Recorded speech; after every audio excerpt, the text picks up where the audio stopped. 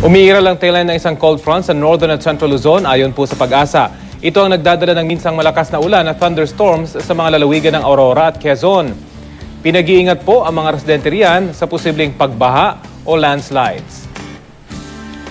Sa Bicol Region, katamtamang lakas ng ulan ang asahan at sa Cordillera, Ilocos at Cagayan Valley regions, may hinang ulan ang mararanasan. Pulo-pulong ulan at thunderstorms naman ang asahan sa natitirang bahagi ng bansa, pati na po sa Metro Manila. Sa datos naman ng Weather Central, inaasahang bababa ang tsansa ng ulan sa Metro Manila ngayon pong weekend. Hanggang bukas, magiging makulimlim sa Northern at Central Luzon, pero magiging mas maaliwalas sa linggo.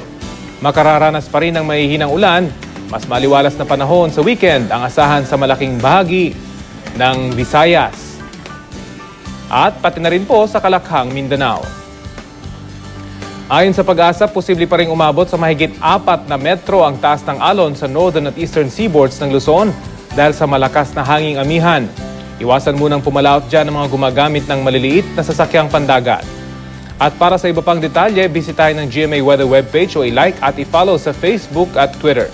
Ito ang GMA Weather, I am ready. Serbisyong totoo ng GMA News.